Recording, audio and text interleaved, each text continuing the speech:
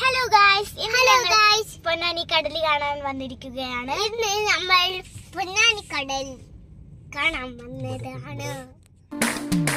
കരകാണ കടലല മേലെ മോഹപ്പൂങ്കുരുവി പറന്ന്